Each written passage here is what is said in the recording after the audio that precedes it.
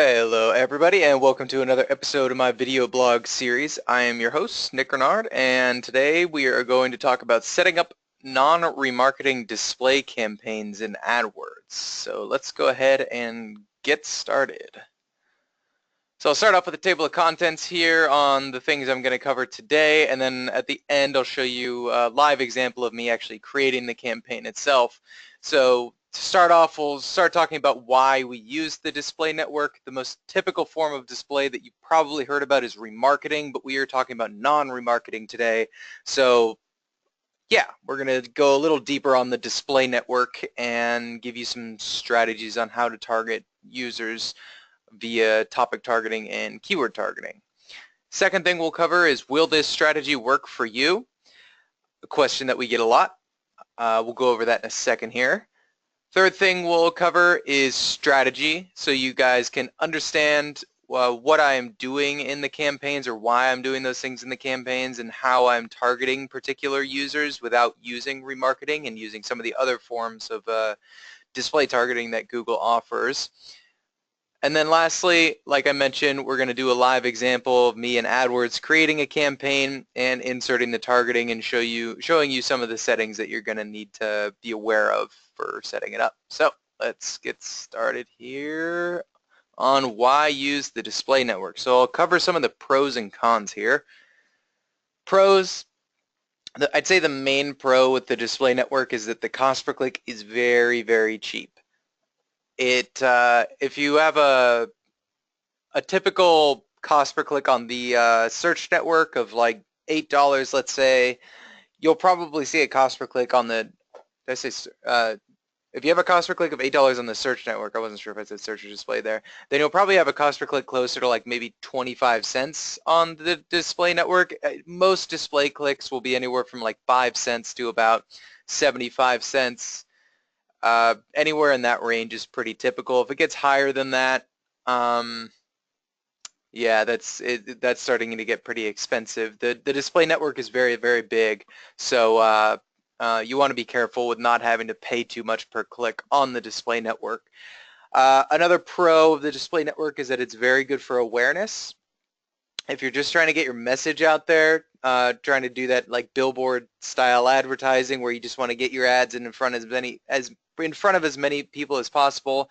Maybe you have a trade show coming up and you want people in a particular region to be aware that it's coming up, or a webinar or something like that. You can place your ads in front of the different types of people and on the different types of websites that you want it to be showing up on. And yeah, and just make people aware of what you're trying to promote. Another pro is that, like I mentioned, there's a massive traffic density on, or I'm sorry, I did mention that there's a massive traffic density on the display network, much bigger than the search network. If the search network was planet Earth, then the display network would be the rest of the universe. The display network is huge. That can be good and bad, and we'll go over why that's bad in a sec. It's good because if we have more of a pool to choose from, then we can be pretty selective about how we want to target people on the display network. And I'll show you, once we get into the strategy section, I'll show you about how we're going to refine that a bit further. Another pro is that on the display network, unlike the search network, we actually get to use both text ads and image ads. So if you have sets of image ads that you've been using in maybe a remarketing campaign or for a Facebook campaign or something like that, you can upload those images into these display campaigns that you're creating here, and then you could like A/B split test your text ads versus your image ads. So that's an option that you have. And then lastly, I'd say the main pro is to just I said diversity your digital marketing campaigns. I meant to say diversify your digital marketing campaigns. Pretty straightforward. If all you're doing is search targeting, being able to show your message across multiple platforms is, it's better to be on more networks. It's good to, if you have extra spend or you want to try something new out, then this is definitely something that I would recommend. We've actually had a lot of success with this lately. I'd say a few years ago when I was trying this, I didn't have as much success, but it's been much better in the past year or so. Some of the cons of the display network: lower conversion rates. Like I mentioned, the traffic density is massive. So You can see in the second point here, it's very easy to hemorrhage spend if you don't execute this properly. It's very important to keep a close eye on your impression share because most of the time you're going to be losing the majority of your impression share to budget, which means that you should be trying to lower your bids and get a cheaper cost per click. Sure, maybe a 30-cent cost per click sounds very cheap, but if you can lower that bid even further down to maybe like 5 or 10 cents and get a 10-cent cost per click, you can be getting 3 times as many clicks just by lowering your bids on those keywords. So don't be afraid to lower your bids very, very, very low. I have had campaigns where I'm bidding a penny, where I'm bidding, a nickel, where I'm really not bidding that much on these keywords because the competition isn't very high. So again, easy to hemorrhage spend, but can also be kind of an asset just because it's so cheap and we're going to be buying thousands, tens of thousands of clicks. In some cases, depending on how much you're allocating, hundreds of thousands of clicks. So I'd say the last con here that we've had is we get a lot of bot traffic through the display network. It's kind of weird, but we get a lot of people like clicking through on the ads and filling out the form, but they're totally just bots. They're not actually real people converting on the forms. So you'll want to be a little aware of that. If you do set up a display campaign and you start getting a ton of conversions, I highly recommend that you follow up on the quality of those conversions. There's a good chance that a good portion of those are going to be bots, but what we've noticed is that sometimes the small percentage of ones that are not bots can make the campaign worth it. So just be aware of how much leakage and how many garbage conversions you're getting, and measure that against what you're spending to see if it's still profitable for you. Next up is, will this strategy work for you? So as I mentioned, display campaign, if you had asked me to set up a display campaign 3-4 years ago, I would have said you'd be crazy to be advertising on the display network. We've been testing it out more and more lately with quite a bit of success. They've been refining their algorithm. I mean, they're always refining their algorithm, but the display network algorithm has improved substantially to the point where I went from being a negative Nancy about the display network, and now I promote it. I think it's actually a really good idea to try out. So yeah, over the past few years, it's gotten a lot better. It's better for people with more money to spare. I would advocate that if you have a low budget, that it's pretty easy to target search queries that are very relevant to you on the search network. One of the problems is that your cost per click on the search network might be pretty high. That's something you're just going to have to live with. Like, search network clicks are just more expensive than display network clicks, and it's always going to be that way. But if you have a low budget, let's say you're only spending like $1,000 a month on AdWords, the problem with setting up a display campaign is that you generally want to see a large pool of traffic. If you only run like $500 to spend on the display network and nothing happens, the problem is that there's just so much traffic out there to be had that unless you're doing a test of maybe 2,000 or 3,000 a month over the course of a few months, you probably won't be gathering statistically significant data as to whether or not it actually works for you. Lastly here, and I say this to everyone who asks me whether or not a strategy is going to work for them, the truth is that every industry, every business, every account, every campaign, everything is different for everyone. So if it works for somebody else or it doesn't work for somebody else, it doesn't mean that it's going to work out that way for you as well. So even if 10 other people failed at setting up display campaigns, you might actually have a lot of success with it. It's very random. I'd say that the success rates that I have with setting up display campaigns, I've actually never thought of it percentage, but I would guess I have about a 30% success rate on display in terms of conversions. I'd say it's a pretty average success rate for anything that we would advocate trying out. So 30% may seem low, but I think if you have money to spend, you're looking to diversify your form of advertising, then this is a great thing to spend some R&D money on. Next here, strategy. So the strategy that I'm going to go over today, there's actually a lot of ways that you can target people on the display network, but we're going to use the method that has been most successful for me, and it's actually a combination of 2 types of targeting methods. Stay with me. It's not as complicated as it sounds. It laces 2 forms of targeting together. The first one is keyword targeting, and the second one is topic targeting. Keyword targeting, I actually have the definitions here from AdWords. It's a lot of text. I'm going to go ahead and read it out. I normally don't like just reading definitions to you guys, but I think that their explanations of it are quite sound. So keyword targeting, their explanation of it is, for example, if your most likely customers like to hike, you might add keywords around hiking or enjoying the outdoors.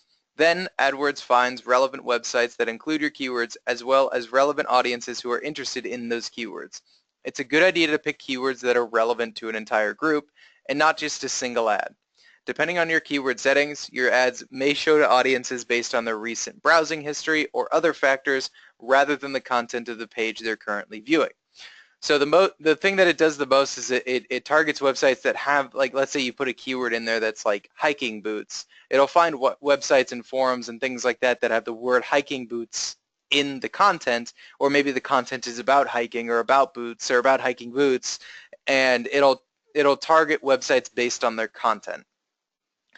Topic targeting is very similar, and I'll read this definition of topic targeting. It says topic targeting lets you place your AdWords ads on website pages about those topics, whether it's agriculture, music, or something else entirely. As content across the web changes over time, the pages on which your ads appear can change with it. Every website is classified under, I'll show you in a second here the list of topics that Google has for their topic targeting. Everything is classified under a particular topic or multiple topics in some cases. And what it does is you can target websites based on what they've been classified under to try and get your, if you are selling hiking boots, you could try to put your ad on like camping websites or hunting websites or things that you think people who like to hike might be interested in. So that's the basic idea. The reason we lace those together is because if we just target one or the other, it's going to be pretty broad. But if we target both and we make it so that the user has to match both criteria, so it has to match both the keyword targeting and the topic targeting criteria, then we narrow down the users that we're targeting, and we get a more refined list. So like I mentioned, how the display network is the whole entire universe, we want to cut out a lot of what we know is going to be irrelevant right in the beginning, so that we're not just spending on money on nothing, essentially. All right, so let's go ahead and see an example here. Go ahead and exit out of here. So I will start in my AdWords account, and we'll go ahead and create a new campaign here. And you can give your campaign a name, new display campaign. You want to set it to display network.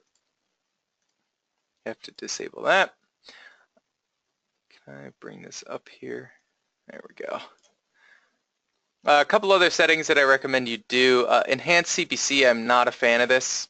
I always disable it. What Enhanced CPC does, it allows you to increase your bid. It allows Google to increase your bids by up to 30%. It essentially just makes you pay up to 30% more per clicks that you don't necessarily want. So turn that off. Ad rotation, I always set it to rotate indefinitely. Some of these settings. Targeting method, I always target people in my targeted location, so I don't have people from, Ukraine clicking on my ads. Daily budget, no offense to Ukrainians. Daily budget, set whatever your budget you want to be. And then we're going to create our ad groups. Generally, the way I break up my ad groups is I break it up based on either the keywords or the topics or both. It's really up to you. So if you have your keywords already broken up into different ad groups, then I would recommend just using that targeting. You could also break it up by the topics. If you're going to be targeting like 6 different topics within AdWords, you can name each one of the ad groups after the different topics, and you can see which one of the topics actually performs the best for you. Now, keyword targeting is actually going to be pretty straightforward here. Whatever your list of keywords are, let's say we have like keyword 1, keyword 2, keyword 3, keyword 4, keyword 5. You'll want to upload those just like you would in a search campaign. So You can see down here under Manage, where Keywords and Targeting, we go to Keywords, hit Make Multiple Changes, and we copy and paste that list of keywords that I just showed you there. Copy that and paste it in here. And you can import your keywords to these ad groups however you want. And you can see here, now our keywords show up. So that's step number one, is to get all your keywords into the campaigns. If we wanted to move some of those keywords around to other groups, we can do that. Very easy, straightforward stuff for AdWords. The next thing we want to add to the campaign is topics. You can actually do this in the AdWords editor, but I actually prefer to do it in the browser interface. I'll show you in the editor where we find it. It's actually under the same thing, so you can see the keywords right here. If you scroll down, topics are down here. You can add a topic, and you can find your topic by, the reason I don't like using the editor is because you have to like click through here and find, I mean, there's just so many topics that it's kind of hard to sort through all this. So what I do is I actually use the browser interface for this, which is actually rare for me. I use the editor for almost everything.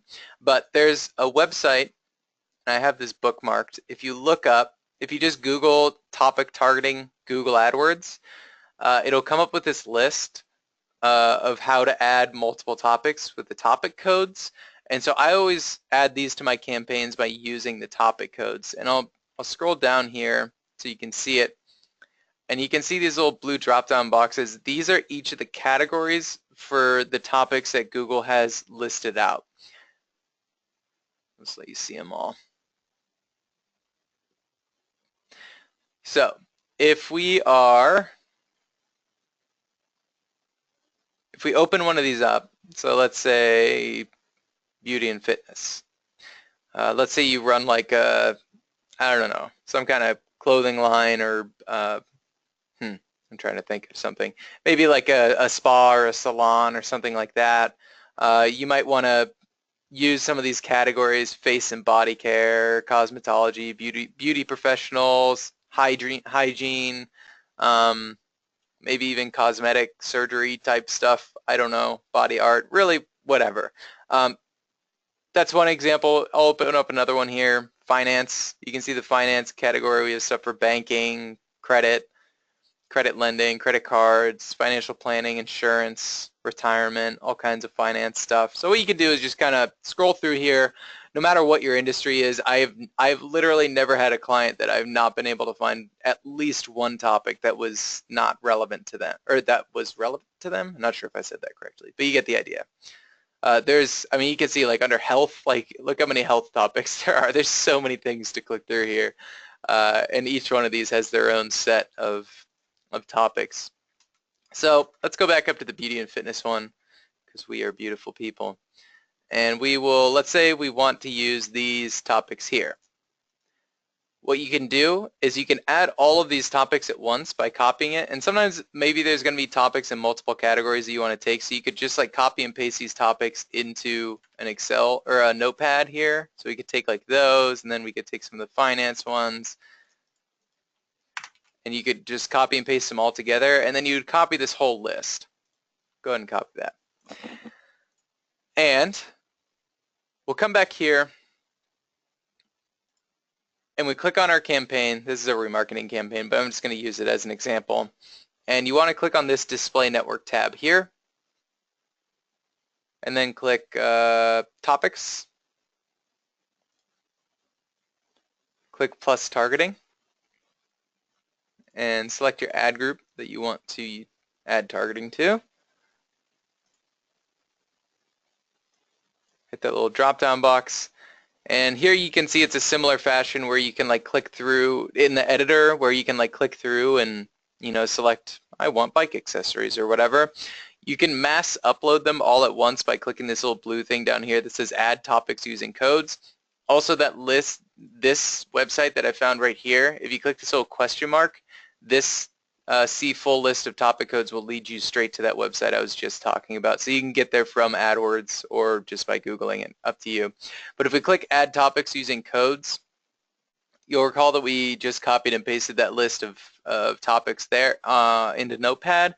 You can paste that into here and upload all of them at once, and then just hit add. Oh, it got mad at us because some of these are outdated. That would be, what do they say?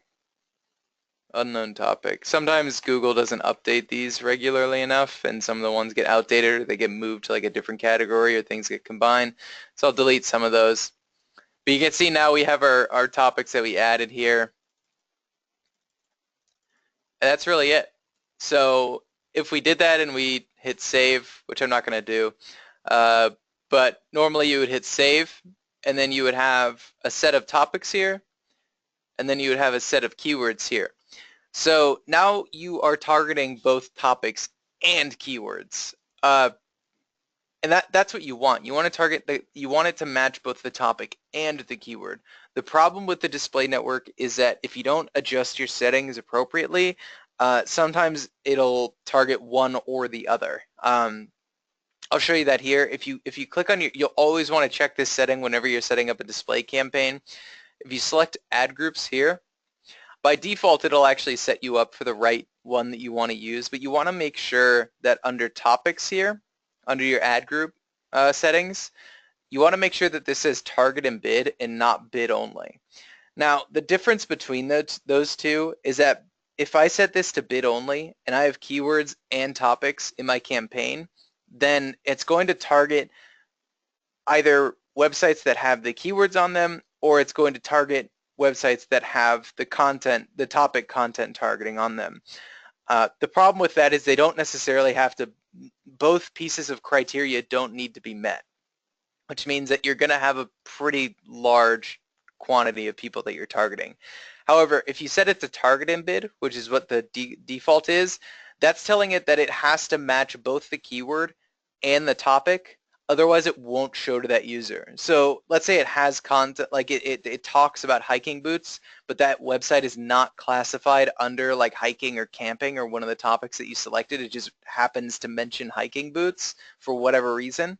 Then it won't show your ad to that user, which is good because we want to be narrowing our traffic. Keep in mind that display network is big, so we want to be narrowing as much as possible. That's actually about it. Once you upload your keywords and your topics, that's the main thing that you need to do. I already mentioned that we can upload image ads or text ads. The way that you upload ads is going to be the exact same way that you do it in any other campaign.